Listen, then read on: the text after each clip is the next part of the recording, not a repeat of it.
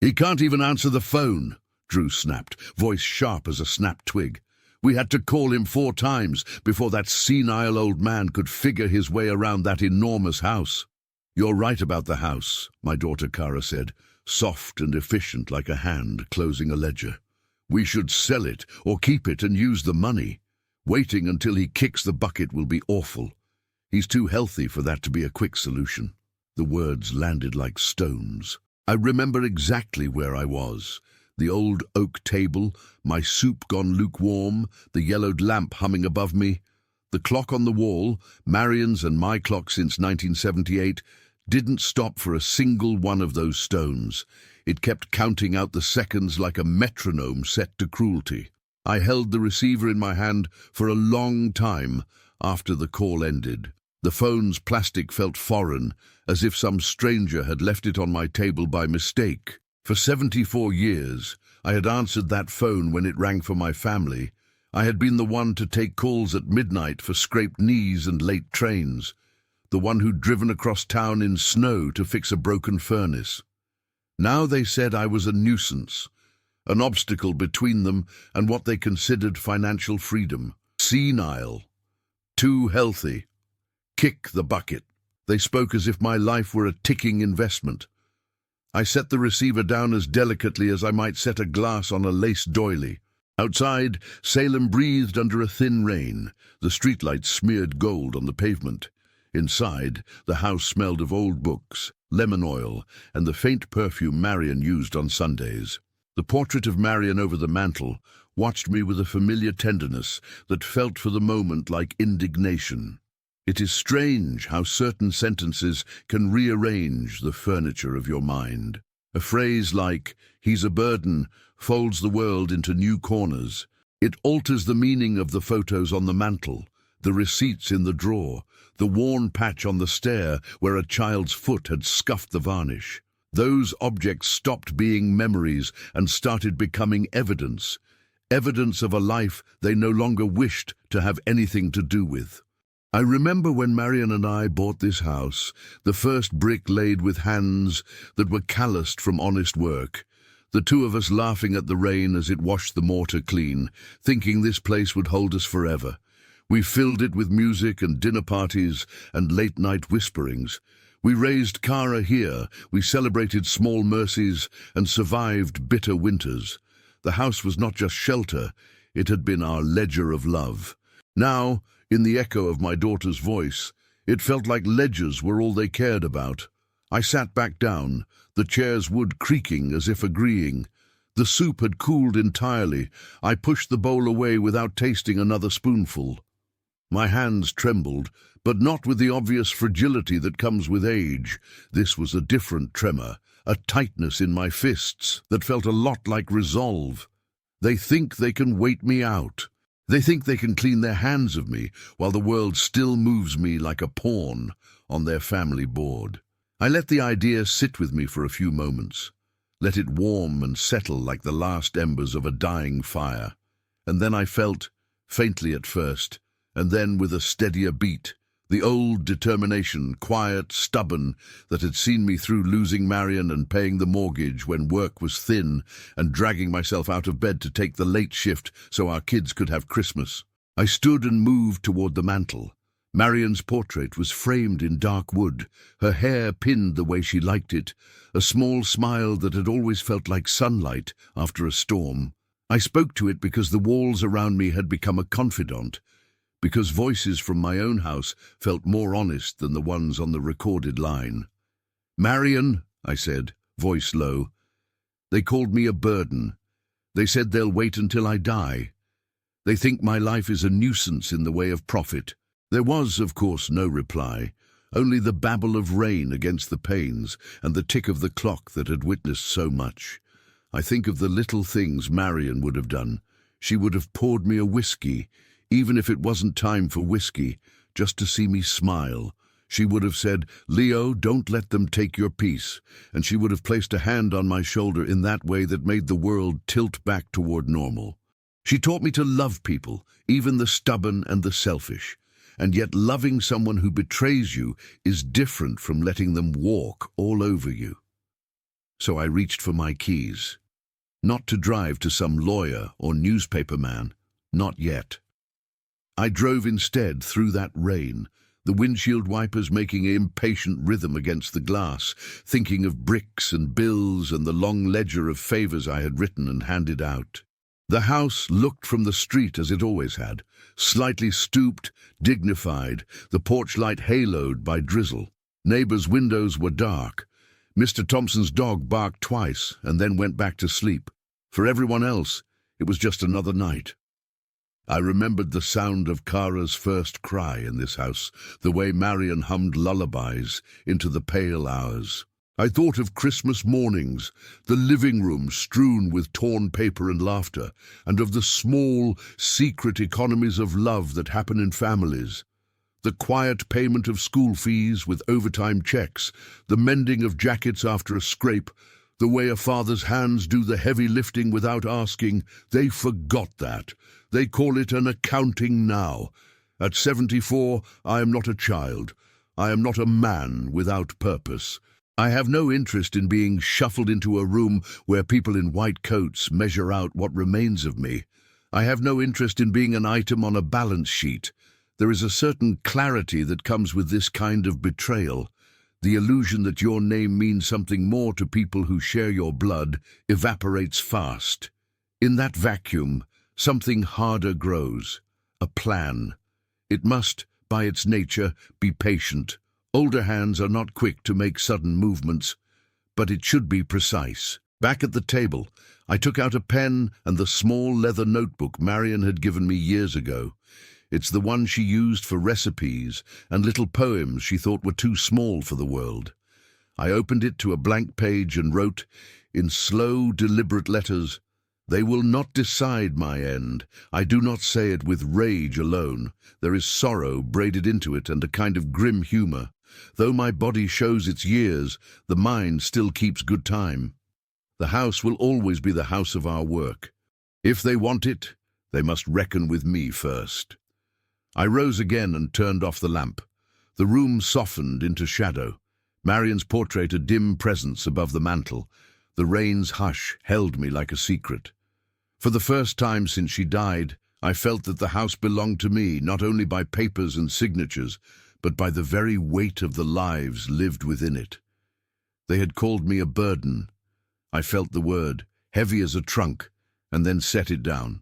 Tonight, the clock would keep counting.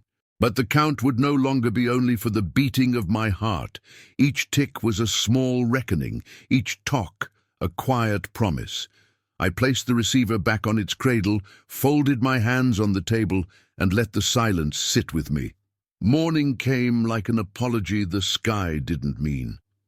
The rain had stopped, leaving the world rinsed and pale, but inside that old house the air was still heavy. The clock ticked with the same defiant rhythm, but the sound no longer comforted me. It was just a reminder that I was still here, breathing, counting, existing, in a place that had stopped being home. The moment I heard my daughter's voice turn me into a burden. I moved slowly that morning, the way you do after a long night of unshed tears. I brewed coffee that tasted faintly of rust because the filter hadn't been changed in too long. I sat at the table, watching steam rise and vanish, thinking about how quickly warmth leaves things when you stop tending them. Then I looked at her, Marion. Her portrait hung over the fireplace like a guardian made of oil and memory. She wore that blue dress she'd loved, the one she insisted on wearing to our 40th anniversary dinner, even though the zipper barely closed. Her eyes, grey-green like the sea near Marblehead, had followed me through every lonely breakfast since she passed. Some days they comforted me. That day they accused me. "You would have known what to say," I muttered, my voice rasping. "You always did." The house was quiet, but I swear I felt the air shift, the way it used to when she entered a room. The faint scent of lilac and laundry soap, the hush that came before her laughter filled the walls. I closed my eyes, and for a moment she was there, standing by the window, her hands buried in soil as she tended to the violets, sunlight spilling on her hair. It was the first morning of spring, 1978. She'd said, "Leo, let's build something that will outlive us." And we had. Or so I thought. I rose from the chair and began to walk through the house, touching every surface as though I were an archaeologist uncovering a lost civilization. Each object whispered a fragment of the life we'd shared. The china cabinet from our honeymoon, the carved banister where Kara carved her initials, the dent in the kitchen floor from when I dropped the first Thanksgiving turkey. The place was alive with ghosts that didn't frighten me. They reminded me that love had once lived here, real and tangible. In the hallway closet, I found a box labeled MLB. Marion Louise Benton. Inside, wrapped in tissue paper that had yellowed with age, were letters, recipes, and one envelope addressed to me. The handwriting was hers, looping, confident, the L in Leo always curling like a signature of affection. I opened it with shaking fingers. "Leo," it began, "if you're reading this, I'm probably gone. Don't give more than you can live without. Your heart is generous, but someday someone will mistake your giving for obligation. Promise me you'll remember the difference." I sat down on the floor, the paper trembling in my hands. She had seen this coming, not exactly, but close enough. She'd always understood people in ways I never could. I thought giving was love. She knew that too much giving makes some people forget to say thank you. My mind drifted to the milestones. Kara's first car, bought with my overtime checks, the down payment for her wedding, quietly covered from our savings, Drew's failed startup rescued by a loan that was never repaid. Every receipt, every signed check was an artifact of affection and a warning I'd ignored. I stood and looked around. The silence in the house wasn't empty. It was crowded with all the versions of me I used to be. The husband who fixed leaky faucets at midnight. The father who stayed up counting pennies so the tuition check wouldn't bounce. The man who kissed Marion's forehead every morning before work, just to remind himself he was still lucky. Somewhere along the line, that man became a footnote in his own story. I went to the living room and sank into Marion's old armchair. The cushion had molded to her shape. And when I leaned back, I could almost feel her there. A soft echo of warmth that hadn't faded. I spoke aloud, because silence had become unbearable. They called me senile, Marion. They said I'm taking up space, that I'm too healthy for their patience. I let the words hang in the air, expecting nothing. But then the floor creaked. Just the house settling, probably. Still, it felt like a reply. "I promised you, remember?" I whispered. "That no one would take what we built." Her portrait seemed to look brighter in the morning light, the brushstrokes alive. Maybe it was imagination, maybe it was something else, but I felt her there, not comforting me, not pitying me, urging me. "Then keep your word," her memory seemed to say. "Don't let them write the ending." I rose again, the ache in my knees drowned out by something harder, clearer, purpose. That day I made an inventory, not of possessions, but of debts. Not what I owed them, but what they owed me. I wanted to see it, feel it, measure it, not out of spite, but out of truth. The house became a museum of ingratitude. In the study drawer, I found Kara's first tuition bill marked "Paid in Full." In the safe, the receipt for Drew's business loan signed in my hand. On the mantel, the mortgage papers, the last one stamped "Paid Off" in 2004, all by me. Each paper was a ledger line of love they had long forgotten. I stacked them neatly on the desk. Each one, to me, was no longer a record of generosity, but of blindness. I had mistaken sacrifice for security. When I was done, I walked back to the fireplace and looked at Marion again. "You were right," I said, voice low but steady. "They confused generosity with duty. You warned me." A gust of wind slipped through the half-open window, carrying the faintest smell of lilac from the garden. I smiled despite the ache in my chest. "All right then," I said softly. "Let's remind them what duty really looks like." I took Marion's portrait down from the wall and set it on the table. It felt wrong to leave her hanging there, forced to watch what came next. You don't need to see this part, I told her, half laughing, half crying. Then I started sorting through the drawers again, not for nostalgia this time, but for documents, deeds, and the truth buried beneath sentiment. Hours passed unnoticed. By the time I stopped, the table was covered with papers. The light outside had dimmed to the bruised blue of early evening. I realized I hadn't eaten since morning, but hunger had turned into something else. Clarity. I poured myself a glass of water, sat down, and stared at the last line of Marian's letter again, the one I hadn't noticed before. Love them enough to teach them consequence. That sentence felt like a blessing and a command. I folded the letter, pressed it to my lips, and tucked it into my shirt pocket. Then I stood up, brushed the dust from my sleeves, and said to the empty room, "All right, Marian, lesson begins now." Outside, the sky cracked open with thunder, and for a moment I imagined her laughter in the sound. Bright, knowing, unafraid. The storm rolled closer, shaking the windows. But inside that house, something older had begun to move. Not a storm, but the slow, deliberate shifting of a man who had remembered who he was. The law office did not look like a place where people cried, but I could smell it in the carpet. Old coffee, lemon cleaner, and the ghost of other men's fear. A brass plaque on the door read, "Avery M. Grant, attorney at law," the serif letters steady and unbothered by storms like mine. I stood a second too long in the hallway, smoothing the front of my jacket until the receptionist looked up. "Mr. Benton?" she asked. Kind, practiced. "Yes," I said. My voice surprised me, calmer than I felt. "For the 10 o'clock.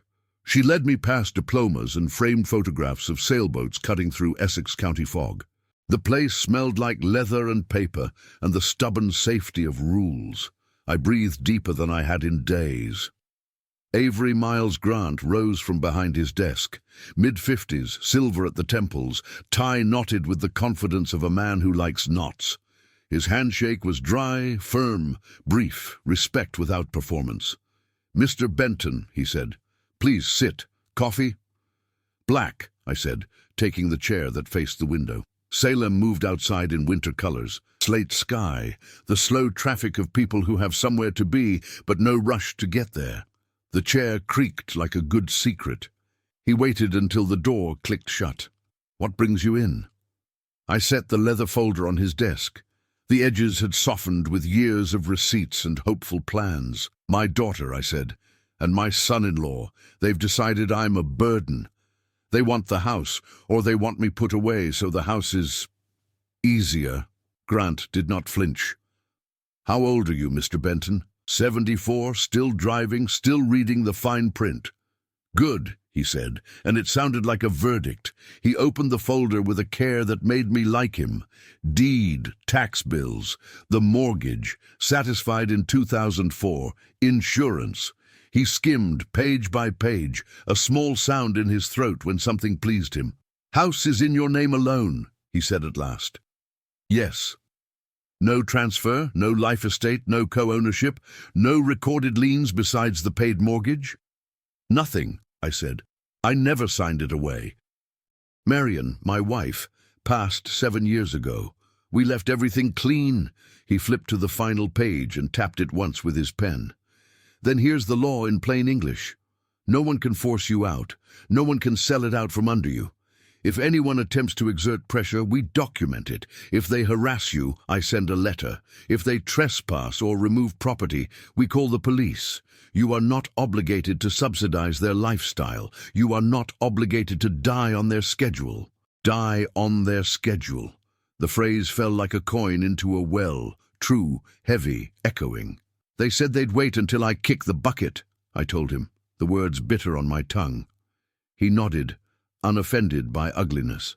Families can be efficient with their cruelty. He closed the folder and folded his hands. "What do you want, Mr. Benton? Not what you fear, what you want." I looked out at the grey street. A man in a knit cap hurried past with a pastry box, the kind you buy when there's good news. "I want to keep my dignity. I want my choices to be mine, and I don't want them to turn our home into their payday." Those are compatible wants. His voice was even, like a level resting true on wood. You have options. 1, remain in the home, and we create legal distance. No contact letters, a camera system, perhaps a healthcare proxy in a name you trust. 2, you sell on your terms, move where you choose, and place proceeds where they can't paw at them.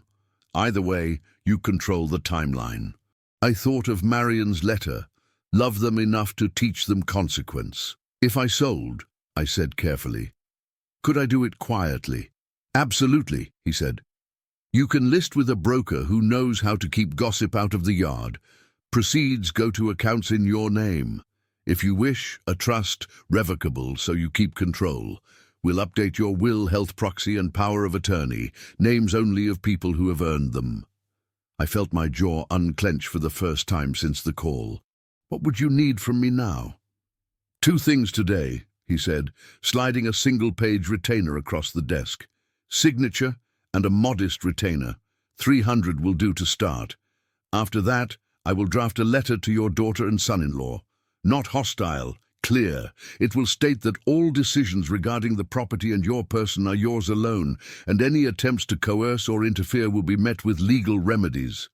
It will also advise them not to show up unannounced. The word fit my mouth like a memory.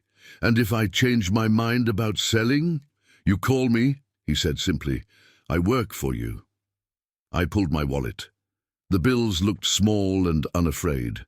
I counted $300 and set it on the blotter. My hand didn't shake. He gave me a receipt with neat penmanship, the date marching across the white in soldierly numbers. That clock's been ticking loud at home, I said, signing where he pointed. Funnier than it sounds. It feels like it's counting me down. I can't quiet your clock, he said, but I can keep other people from setting it. Then, softer. You're not done, Mr. Benton. Something warm moved through my chest. Not joy, not yet. Something like a pilot light catching. Thank you, I said. He gathered the papers, stacked them in a way that made sense of their weight. I'll call you this afternoon with drafts to review. In the meantime, if they call, don't engage. If they come by, don't open the door. If you feel unsafe, you call me first, then the police. You owe no one an apology for existing. Marion would have liked you, I said before I could stop myself. He smiled with only one corner of his mouth. Most days, I try to be likable.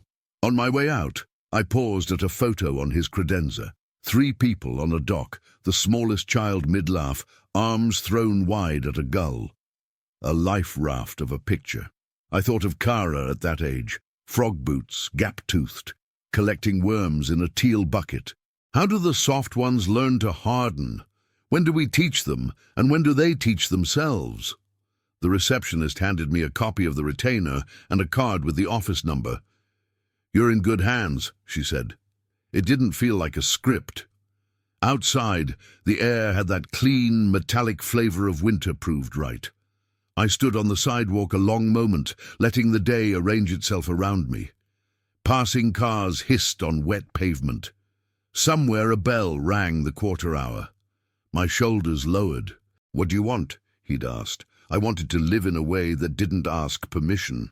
On the drive home, the Impala's heater wheezed, then steadied. I watched my hands on the steering wheel, spotted, veined, still sure. The house would still smell like lemon oil and old pages. The clock would still swing as if it were the breath of the wall itself. But the room I'd left that morning was not the room I would return to. Knowledge, simple, legal, unromantic, had altered its proportions. The door frames felt wider, the ceiling higher. On the kitchen table I spread the copies out and traced the letters of my name the way a child does, as if memorizing proof. I left them there like a small fort under the window's winter light. The phone sat obedient on its cradle. I did not pick it up. If it rang, it would ring to itself. I made tea. I stood by the window. Across the street, Mrs. Delgado wrestled her trash bin lid shut and waved without looking up. The world went on, which is our greatest cruelty and our saving grace. That afternoon, when Grant called with the drafts, I read them twice and signed. My voice, when I thanked him, felt honest in my own ears. When we hung up, I looked around the kitchen and said without shame, "I'm still here." The clock answered with its steady, indifferent mercy. And the very next day, I would invite a stranger in, a man who speaks fluent square footage and closing costs, to take measure of a life they thought they owned. Next, the doorbell rings, and Value walks in wearing a realtor's smile. The next morning, the sound of tires on gravel pulled me from the half-sleep of habit. The realtor arrived early, efficient, polished, the way ambition usually dresses. His BMW was still wet from last night's drizzle, silver like a shark sliding into familiar waters. "Mr. Benton," he said, stepping out, coat perfectly pressed. "Ethan McAllister. We spoke on the phone yesterday. He was younger than I expected, mid-40s maybe, with a watch that could probably pay a year's rent and a smile trained for trust. His shoes didn't squeak on the wet walkway. Men like that learn early how to walk without leaving prints. "Come in," I said, opening the door wider than courtesy required. "Watch the step. It's older than both of us." He chuckled the way salesmen do when they want to sound human. "Lovely place," he said, already scanning the crown moldings and light fixtures. "They don't make them like this anymore." "No," I said, following him through the hall. "They stop making things once they start putting price tags on memories." He nodded, pretending to understand. Out came the tablet, the small lens, the quick snaps of corners and windows, walls and ceilings. Each click was the sound of another piece of my life turned into data. But I didn't stop him. I wanted this. I needed to see the number they whispered about, the number they thought defined me.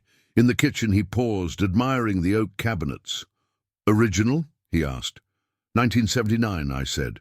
Marion chose the stain herself. Said she wanted the color of toast on a Sunday morning. He smiled politely, but I saw it, the faint twitch that says, "Old wood, good resale value." He crouched, tapped the baseboards, scribbled notes. The faint smell of his cologne, cedar and cold metal, mixed with the scent of my house, dust, lemon polish, and history. For a moment I wondered what Marion would think of this parade of strangers measuring our years in square feet. We moved upstairs. I trailed him past the bedrooms. He stopped in Kara's old room. The wallpaper still held a faint outline where her posters once hung. The police, Fleetwood Mac, that ridiculous kitten with a bow tie. The sunlight through the curtains fell on the desk where she'd written college essays I'd edited late into the night. "Your daughter?" he asked, pointing at a photo on the dresser. "Yes," I said. "She used to sleep with the window open, even in January. Said she liked to hear the world breathing." He nodded, already turning toward the hallway. The photo reflected in his lens as he took another picture. I didn't stop him. When we reached the attic, the light came through dusty glass like old wine. Boxes everywhere. Tax returns, holiday decorations, letters from Marion, Kara's childhood drawings. Ethan frowned slightly. "You'll want to clear this before showing. Buyers like space." "Space," I repeated. "That's what everyone wants, isn't it?" He didn't answer. Downstairs again, he set his tablet on the table, fingers flying. "Given the location, the condition, the lot size, I'd estimate current market value around 890,000.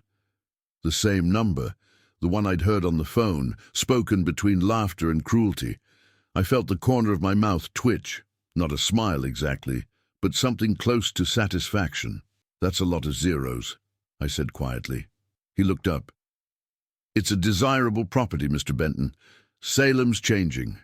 People want character homes. Something solid." "Solid," I repeated. "Yes, that's what we built. Something solid." I studied his face. Smooth, confident, untouched by sentiment. And I realized this was just another transaction to him. But for me, it was something else entirely.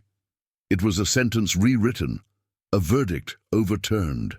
"Do you want to list officially?" he asked. "We could have it online this week." "No," I reached for the pen he'd laid beside the contract. I want to sell. Private buyer if possible. No signs, no ads. He hesitated. You're sure? It'll move fast, but I'm sure, I said, signing my name in long, deliberate strokes. Each letter felt like an exhale I'd been holding since that phone call. Each line was a small release of history. Ethan nodded, satisfied. We'll handle everything discreetly. Closing shouldn't take long. I'll call when the offer's ready. Thank you, I said, walking him to the door. Drive safe. Rain's coming again. When his car disappeared down the street, I stood on the porch a long while.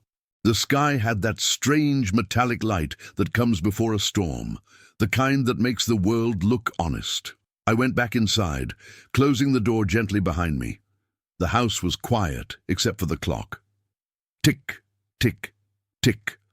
The same rhythm, but the sound had changed. It didn't echo anymore. It pulsed, steady, alive. I walked from room to room, not as an owner anymore, but as a witness.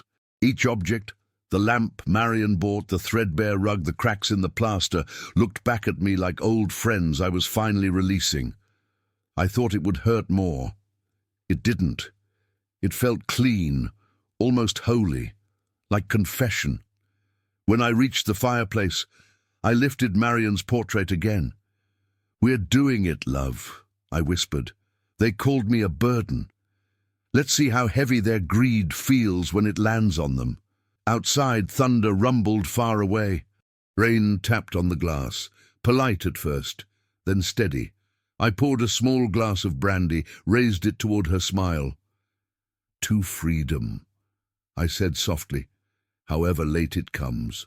The storm answered with a flash of light that lit the whole room for a breathless second.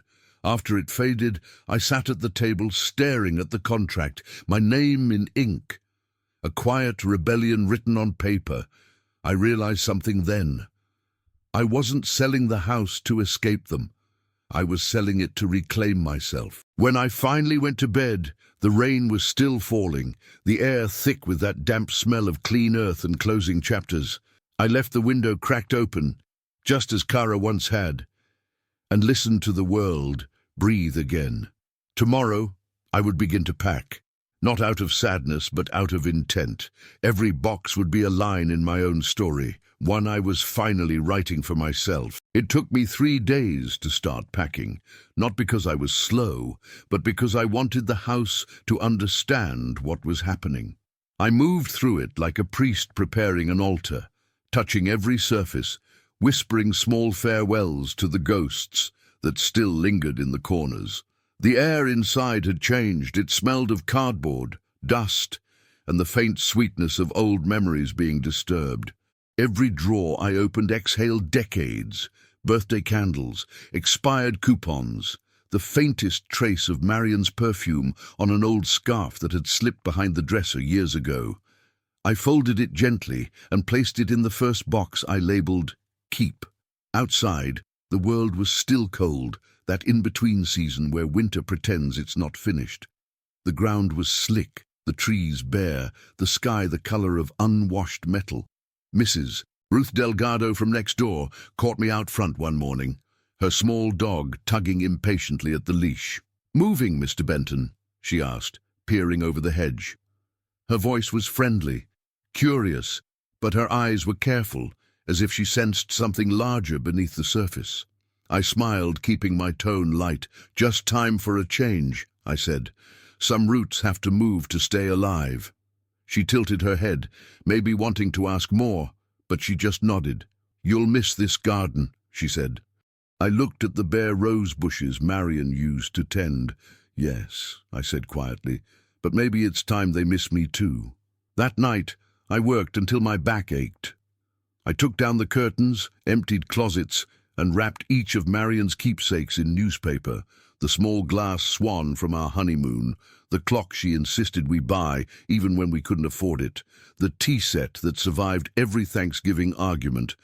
Each sound of tape sealing a box felt like closing a chapter.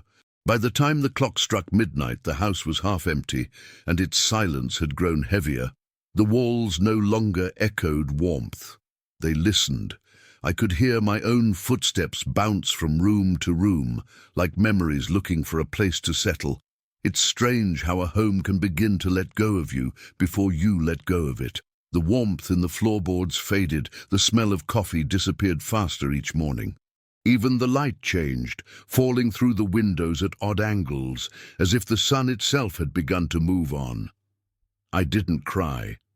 I thought I would, but the sadness had already burned itself out. What remained was something sharper. Clarity, maybe, or defiance. I wasn't leaving in defeat. I was leaving to choose my ending. That thought kept my spine straight as I taped the last box shut. By the third night, I allowed myself to sit in the living room one last time without touching a thing. The furniture was mostly gone, but I'd left the old armchair where Marion used to read. I sank into it, the cushion remembering her shape more than mine. The clock ticked in the background, steady as ever, counting nothing and everything. I closed my eyes and let the silence fill me, heavy but clean. It wasn't loneliness anymore. It was peace, disguised as emptiness. Then I heard it, the soft creak of the porch boards outside. My heart skipped, and instinct made me hold my breath. Through the thin curtain I saw headlights stop briefly, then fade. Probably nothing, probably someone lost on this old street. Still, I waited until the sound was gone, before breathing again. It reminded me that the world still moved beyond these walls, that while I packed away my past, someone else's night was just beginning. I took that as a sign. It was time to finish. The next morning, I called the moving company, a small family business that didn't ask questions. "A few boxes," I told them, "nothing heavy." The man on the phone asked if I needed help loading, and I said no. "Some things," I said, "a man has to carry himself." He didn't argue. By noon, I'd loaded everything into the Impala's trunk and the back seat. I kept only one thing beside me in the passenger seat, the framed portrait of Marion. Her eyes caught the sunlight as I drove, and for a moment it looked like she was smiling at the road ahead. Leaving wasn't cinematic. There was no music, no dramatic tear rolling down my cheek, just the sound of the tires on the wet asphalt and the low hum of the heater. I looked at the house through the mirror as it grew smaller. Its windows were dark, its porch empty. A lifetime of laughter and fights and forgiveness shrank into a rectangle of weathered wood and memory. "We did good, Marion," I said under my breath. "We really did." And then I turned onto the highway and didn't look back again. When I reached Beverly, the ocean air hit me like a baptism. The new apartment wasn't much. Second floor, view of the street, a faint smell of salt in the mornings. But it was mine. The building manager, Jamal Brooks, was a polite young man who helped carry my boxes upstairs. "You living alone, sir?" he asked. I nodded. "For now," I said. He smiled like he knew that meant something more. Inside, I opened the windows wide, letting the wind fill the small rooms. It sounded different than Salem, less like ghosts, more like possibility. I unpacked only what mattered: Marion's picture, my notebooks, the letter she wrote. The rest could wait. I made a pot of coffee, sat by the window, and watched the ocean shimmer between rooftops. It wasn't home yet, but it was freedom with a front door. The silence here didn't accuse, it invited. As night fell, I opened the notebook and wrote a single line. The first night without a clock ticking in judgment. I smiled at that, then I added another. Freedom is just the sound of your own breathing when no one else decides when it should stop. I didn't sleep much. The sea wind rattled the window panes like old friends knocking to say welcome. I stayed awake, not restless, but alert, alive in a way I hadn't been for years. Tomorrow, I would walk to the Harbour Cafe, drink strong coffee, maybe talk to people who didn't know my history. I would start small, live quietly, and carry Marion with me, not as grief but as guidance. That night, before turning off the lamp, I whispered to her portrait, "I'm still yours, but I'm mine again too." For a second, I thought the glass shimmered in the light. Maybe it was just my tired eyes, or maybe, somewhere beyond this small room, she heard me and smiled. Outside, the wind picked up.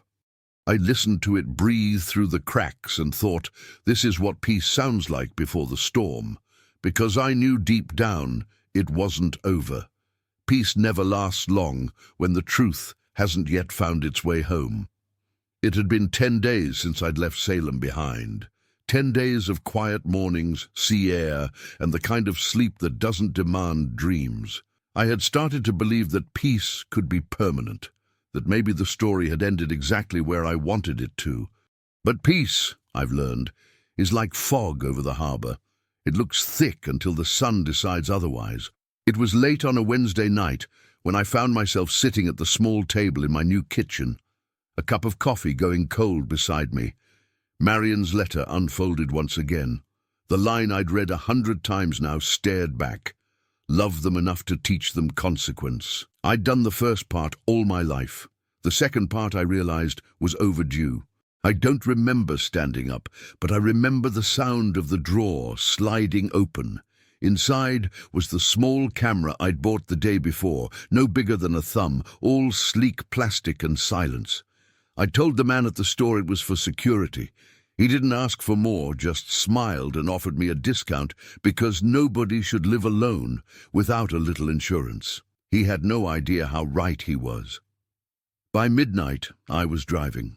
The road between Beverly and Salem was empty, the world asleep except for me and the whisper of tires over damp asphalt. The city lights faded behind me, replaced by the familiar dark curve of trees and fences. I felt the strange calm that comes when you've already decided something and nothing can unmake it. The old house appeared ahead, like a photograph developing in slow motion. The porch light was still broken, the same loose shingle still hung from the roof. A for sale sign leaned against the mailbox, half-tipped from the wind. I parked a few houses away, killed the engine, and sat for a long minute, listening to the steady rhythm of my heartbeat. It was the same sound that had filled the silence when they called me a burden. Tonight, it felt like a drum calling something ancient to attention. I stepped out, careful not to slam the car door.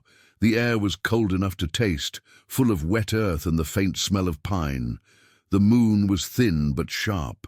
My shoes made no noise on the gravel as I crossed the yard. The key turned easily in the lock. Some habits die harder than others. Inside, the air was stale, still carrying the echo of lemon polish and old wood. My footsteps seemed louder than they should have been, bouncing off walls stripped of life. The empty rooms looked different now, less like loss, more like stage sets waiting for the actors to arrive. I took out the camera, the red light blinking once before going dark, and fixed it above the doorframe where it would see everything. My hands didn't shake. That surprised me. They usually do. Then I placed the letter on the counter, right beneath the window where the morning light would fall on it. Thick paper, ivory-colored, the kind that feels like it should carry truth. I'd written it earlier that day in the cafe near the harbor, sipping black coffee while pretending to read the newspaper. The words had come easy, too easy. To Kara and Drew it began. The house is no longer yours to covet or plan for. It has been sold, cleanly and legally. You will find that generosity ends where respect dies.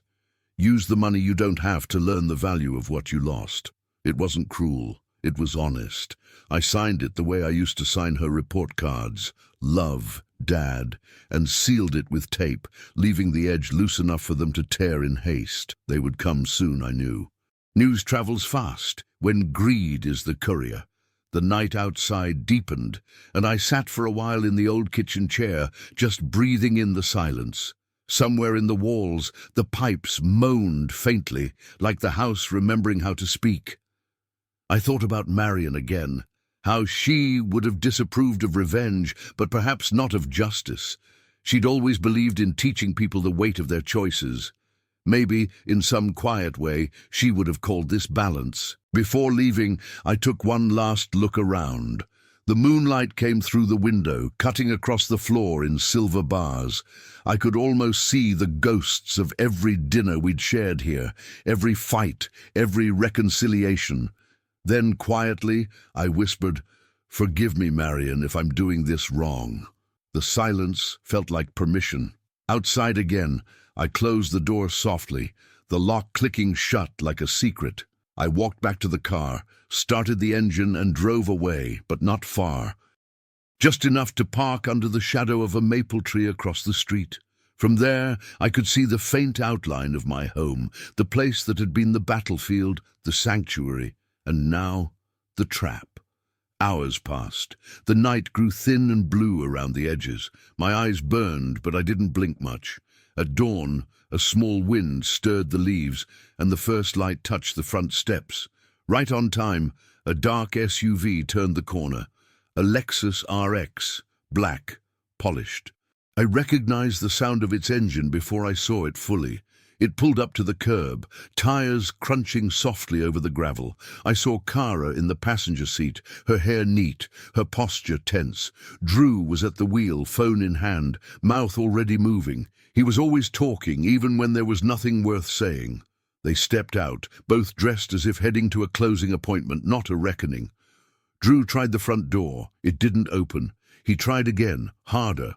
His voice carried through the morning air, sharp and incredulous. "She must have left the key, damn it!"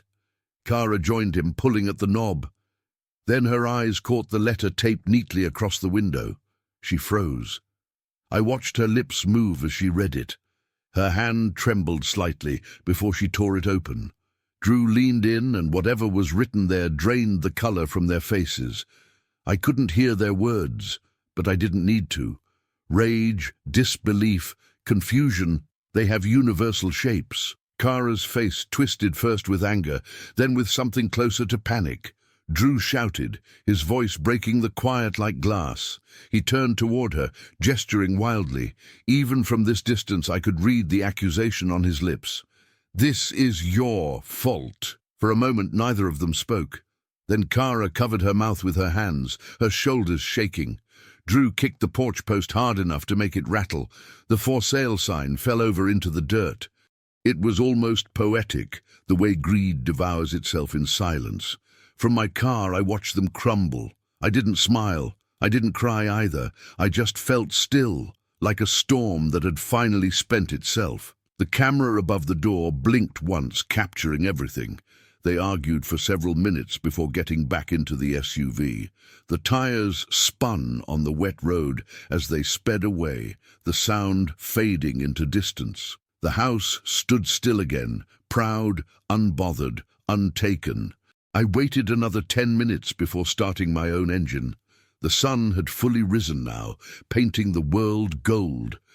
I looked once more at the place that had held my life, now just a structure of wood and resolve. "They'll learn, Marion," I whispered. "Maybe not today, but they'll remember what it cost to forget where they came from." Then I drove off, leaving the house quiet and the camera still watching, holding proof of a truth too long ignored. When I got back to Beverly that morning, the ocean was already alive with light. Waves shimmered like restless glass, and the gulls screamed as if trying to outshout one another. I parked the Impala by the curb, the engine ticking in the quiet, and carried Marion's portrait upstairs. My hands were steady, my heartbeat even. Something inside me had finally settled.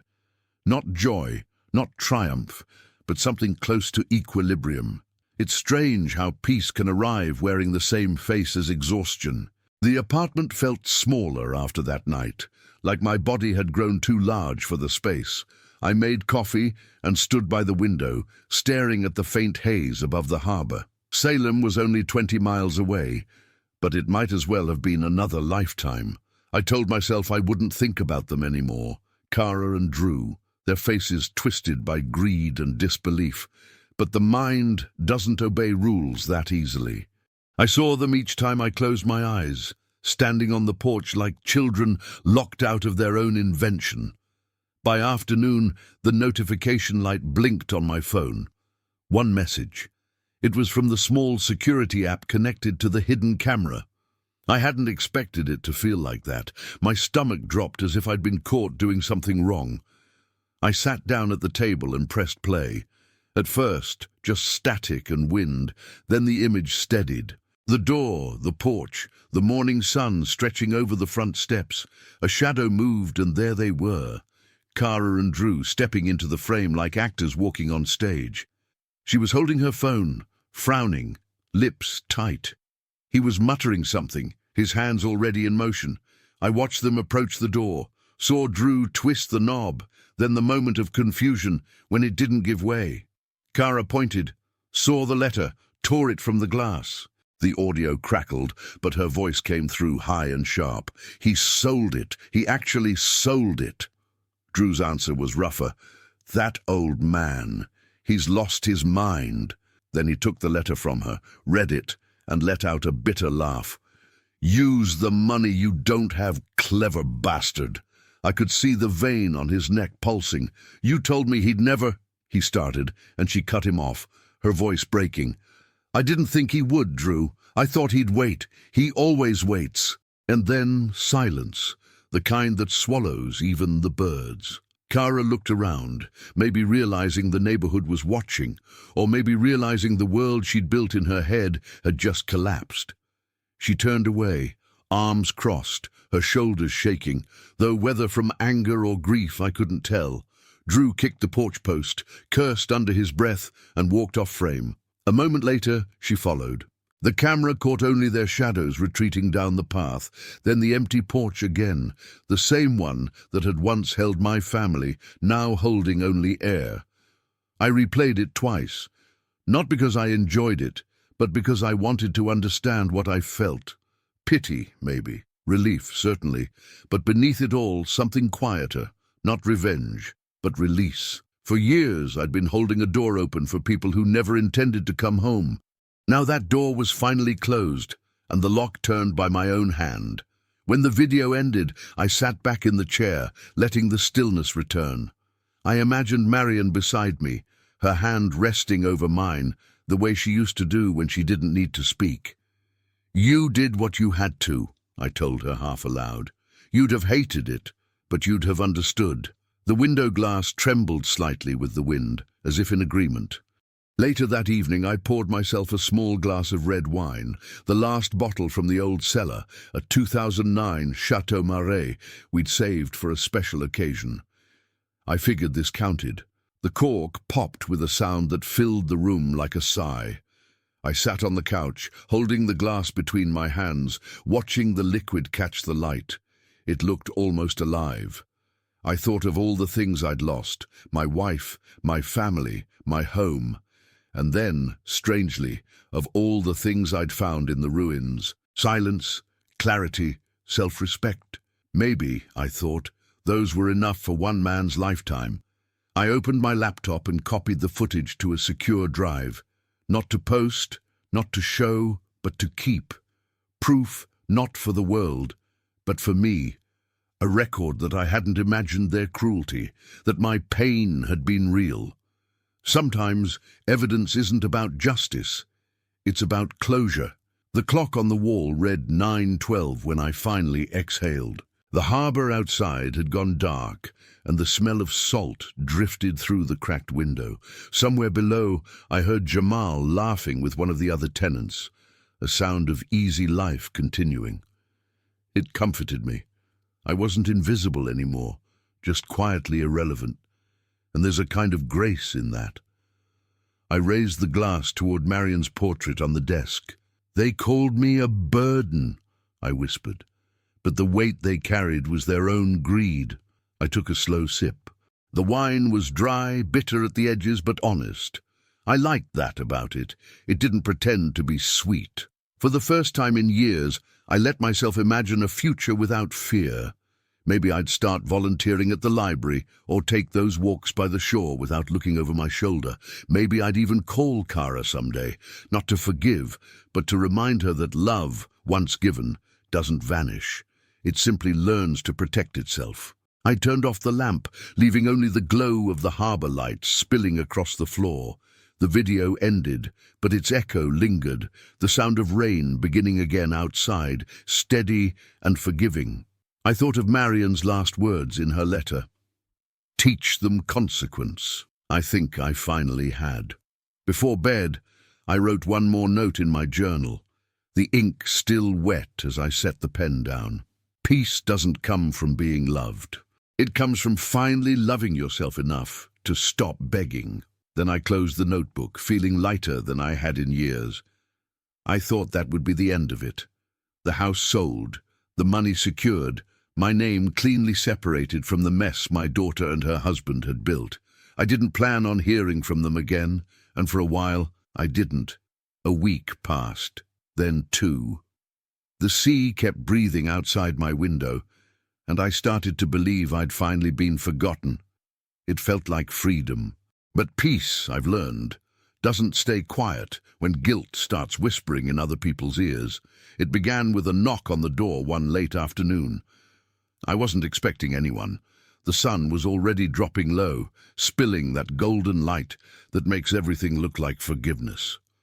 When I opened the door, a woman stood there, mid-30s, camera bag slung over one shoulder, a notebook in her hand. "Mr. Benton?" she asked.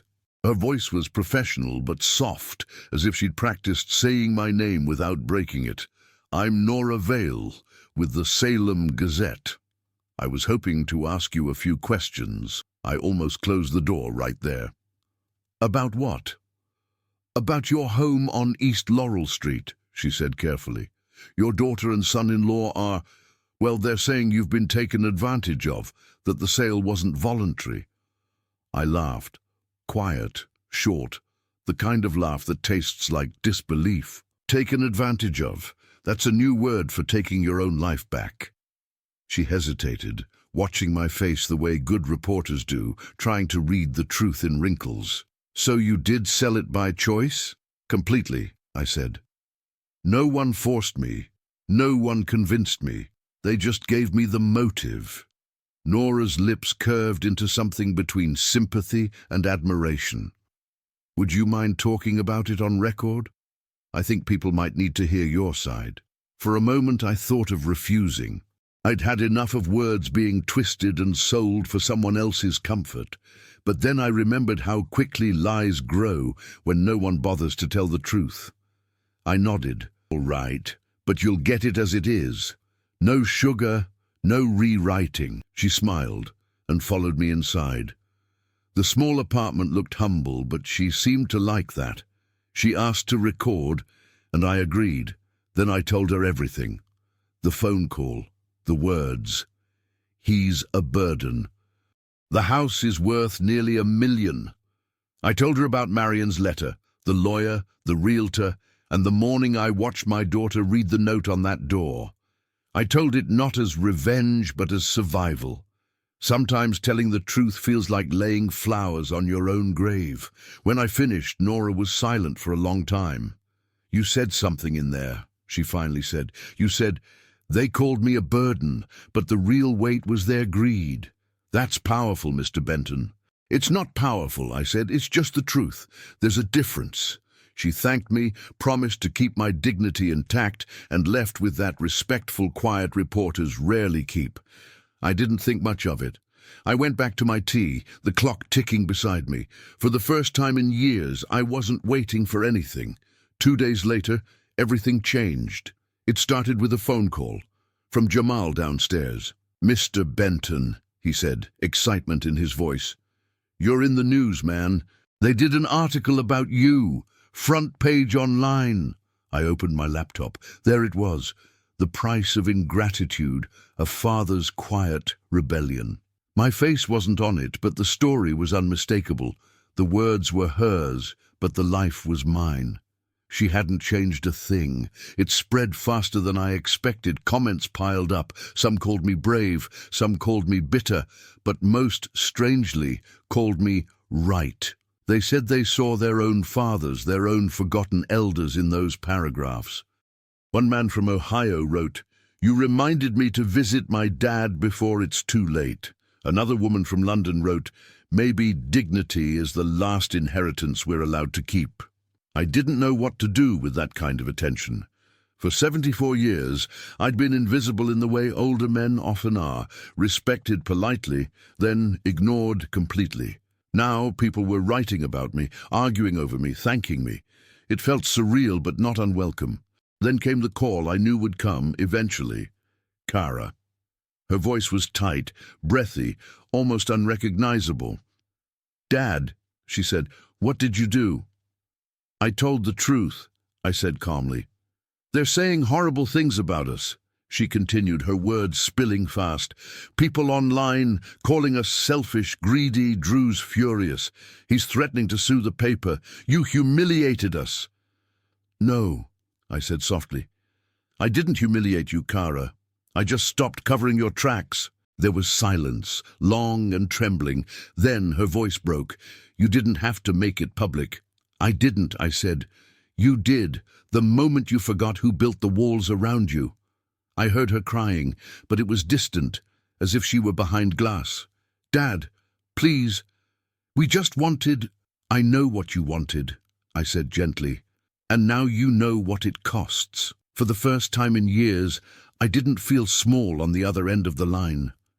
I felt equal, human again. She said my name one last time, "Dad," then hung up. The silence afterward was deep enough to stand in. That night I went for a walk by the pier. The sky was low and heavy, the sea restless under the streetlights. A few people nodded at me as I passed. Strangers, but their eyes held recognition. One man, grey-bearded and tired-looking, stopped me. "You the fella from the paper?" he asked. I hesitated, then nodded. He smiled, not wide, but real. "Good for you," he said. "Takes guts to remind your own blood what backbone looks like." Then he walked away before I could answer. I stood there for a long while, listening to the water hit the pylons. The air smelled of salt and iron. I realized something simple but immense. I wasn't angry anymore. Anger is heavy, and I'd carried enough weight in my life. What I felt now was something cleaner. Closure. When I got home, I poured the last of the wine and raised it toward Marian's picture. "We did it, love," I said. "We made them remember." Her smile, even frozen in paint, looked softer than before, as if she were proud. For the first time since she'd gone, I didn't feel like a man living among ghosts. I felt alive in the present tense. And maybe that's all the justice a man like me ever needed. Kara asked to meet somewhere neutral, which told me she still believed the ground belonged to her if it didn't belong to me. I chose the Harbour Street Cafe anyway. Bright windows, the hiss of the espresso machine like a small engine refusing to quit, and the smell of cinnamon that stuck to your clothes like a memory. I arrived early and took the table by the window. The ocean was a slice of pewter between rooftops, gulls cutting the grey like careless knives.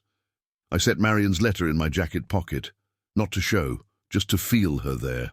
Kara came in 10 minutes late, sunglasses on despite the dull light, her mouth already set to defend.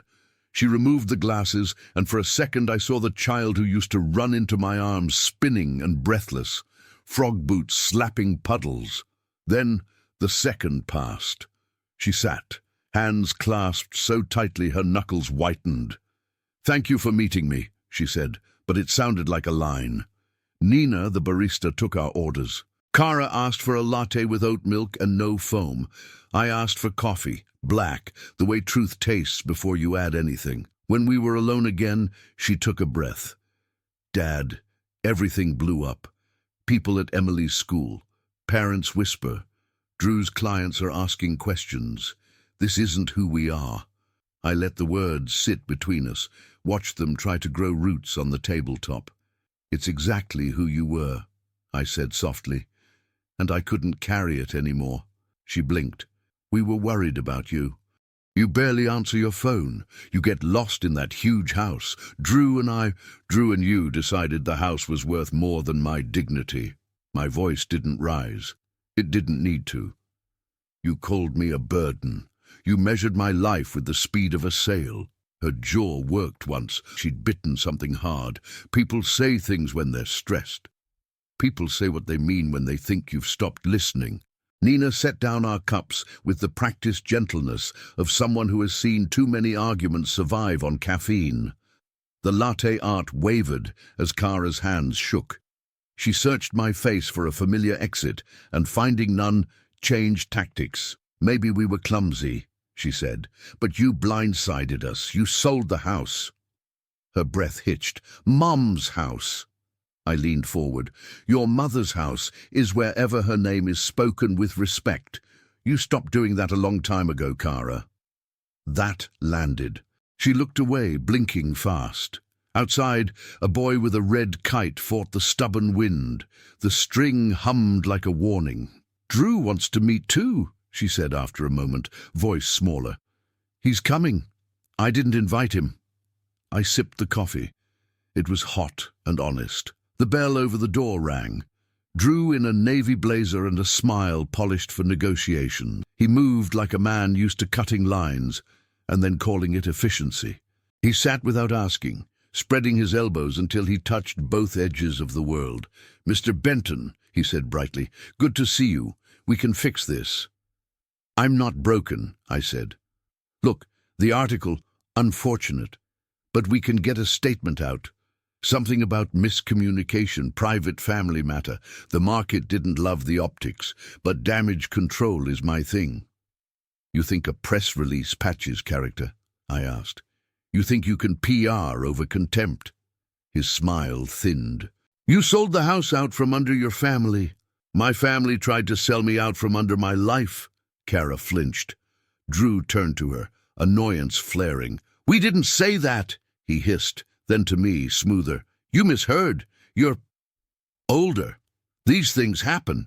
"I heard each word," I said, meeting his eyes until he looked away. "I recorded nothing that day, but I don't need a recording. My memory didn't grow old. It grew precise." He leaned back, calculating. "What do you want?" he asked finally. "Name it." "I already named it," I said. "A dignity." Silence. Even the espresso machine took a breath. Kara's mouth trembled. "Dad," she whispered, using the word like a fragile bridge. "I said terrible things. I did. I was scared, of money, of losing ground, of time. You were always the strong one. I forgot you could still bleed." Her eyes shone. "I'm sorry." The apology didn't arrive wrapped in excuses. It carried itself, trembling but upright, and set itself on the table between us. I looked at her for a long moment, not at the woman who rehearsed arguments in the mirror, but at the daughter who used to fall asleep in the back seat on late drives home, trusting the road because my hands were on the wheel. "Thank you," I said. "That matters." Drew stirred, alarmed by a current he couldn't steer. "We can talk logistics," he said quickly. "Proceeds, partial transfers, a trust." "No," I said. "You don't speak here," he bristled. "Excuse me? This is between a father and a daughter," I said. "You can listen or you can leave. Respect is the only price of admission." For a moment I thought he'd make a scene. He watched me, measuring, then stood with a theatrical sigh. "I'll be outside," he muttered, and left a wake of cologne that smelled like ambition drowning. When the door closed, the cafe exhaled. Kara stared into her cup. "I don't know how to fix it," she said. "You don't," I said, gentler now. "You live with it and do better, every boring day in ways no one applauds. You visit because you want to, not because it's good optics. You call to hear a voice, not to manage a resource. You stop counting what I owe you and start remembering what was given." Her shoulders shook once, a silent quake. "Would you ever come to dinner? See Emily? She keeps asking." "Someday," I said. "When dinner isn't a negotiation. When Emily knows she's greeting a grandfather, not a purse with a pulse." She winced but nodded. "I deserve that." "You deserve the chance to grow," I corrected. "Deserving me is a different verb." We sat with that a while. The kite outside dipped, then caught wind and rose hard and sudden. A red refusal against a grey day. Kara watched it with me. The way she used to watch birds and ask what their names were. "I kept one thing from the house," I said, tapping my pocket. "Your mother's letter to me. She warned me about this exact day without knowing it. She told me to love you enough to teach you consequence." I swallowed. For a long time, I only did the first half. She closed her eyes, tears finally escaping, leaving thin tracks like ink that had changed its mind. "I don't know how to live with what I said." "You live with it by not saying it again," I said. "You live with it by visiting the weight room, where integrity lifts quietly every morning before the day can distract you." She half laughed, half sobbed, the sound of a small surrender. "You always talk like that," she said. "Like a sermon and a story got married." "I talk like a man who has more past than future," I said, "and wants the future to stop squandering itself." We finished our cups. The cafe returned to its regular volume, plates, chairs, the doorbell like polite applause. Kara slipped her sunglasses back on, then took them off again. "Can I hug you?" she asked. I nodded. She leaned across the table and held me with the careful strength of someone lifting a fragile box. She smelled like the same shampoo she'd used at 15. I closed my eyes and let the years recalibrate. When we let go, she stood. "I'll be better," she said simply. "Be," I said. "The rest follows." Outside, Drew stood by the curb, impatience stamped on his face like a billboard. He opened the passenger door without meeting my eye.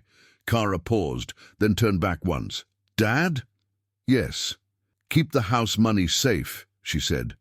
"Not because I want it, because you earned it." I raised 2 fingers in a small salute. "I know." They drove away. I watched the taillights vanish, then looked up to find the red kite still hanging stubbornly against the wind. On my way to the counter, Nina caught my eye. "You okay?" she asked. "I'm all right," I said. "It's a good day for telling the truth." I stepped back into the salt air with the lightness that comes when you've carried a word to the end of its road and set it down. I wasn't triumphant. I wasn't bitter.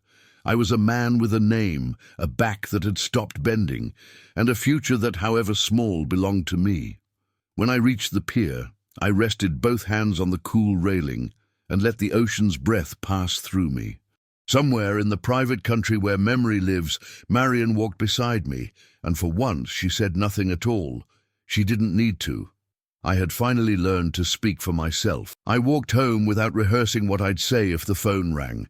For the first time in years, I didn't owe anyone an explanation for existing. Now came the quiet work, choosing how to live the days I had left and what to leave behind besides a house.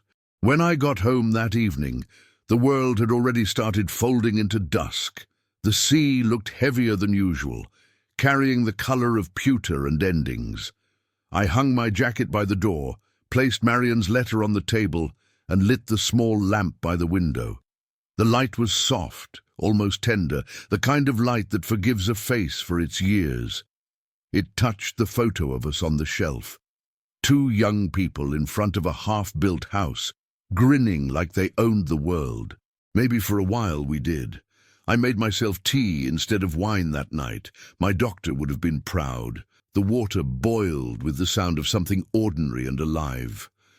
I thought about Kara's hug, the way her heartbeat had trembled against mine, and how forgiveness can sound like breathing if you don't force it. Maybe she would visit again. Maybe she wouldn't. But the door between us was open now, not to ownership, but to understanding. That was enough. I sat at the table with my tea, Marion's letter beside it, and my notebook open. The pages had become my confessional, my courtroom, my church. I wrote slowly, not because I was tired, but because every word had to land exactly where it belonged. Today, I stopped being someone's burden. Today, I became my own witness. I paused, listening to the hum of the refrigerator, the muffled voices from the street, the ocean's distant breathing. Life is a series of small sounds we forget to hear until we lose the noise that covers them. When I finished the entry, I didn't close the notebook. I left it open to dry, the ink shimmering like something alive. I walked to the window, opened it a crack, and let the salt wind in. The air carried a faint trace of rain and fish and new beginnings. Down on the street, Jamal was locking the trash bins for the night. He looked up, saw me, and waved. "All good, Mr. Benton," he called. I smiled. "Better than I've been in a long time," I said, and I meant it. I turned back to the small apartment, bare walls, simple furniture, the clock ticking quietly on the shelf. For the first time, I didn't miss the old house. It wasn't a loss anymore. It was a monument I'd already visited and left flowers at. What mattered now was the space I'd built here, the air that belonged to no one but me. The phone rang once, startling me. I hesitated before answering. "Mr. Benton?" The voice was familiar. It was Nora Vale, the journalist. "I just wanted to let you know," she said. "The paper's planning a follow-up. Letters have been pouring in. People are calling your story a mirror. Some want to send donations, others just wanted to thank you." I laughed quietly. "No donations, please. I have enough. Tell them to visit their fathers instead." She laughed too, soft and sincere. "I'll tell them. Have a good night, Mr. Benton." "You too, Nora. And thank you for listening." After the call, I sat back, letting her words settle like snow. "A mirror," she'd said. Maybe that's what stories are for, not to make people pity us, but to make them see themselves more clearly. I thought about all the faces behind those messages, people I'd never meet, and for a brief, fragile second, I didn't feel alone at all. I picked up Marion's photo and brought it closer to the lamp.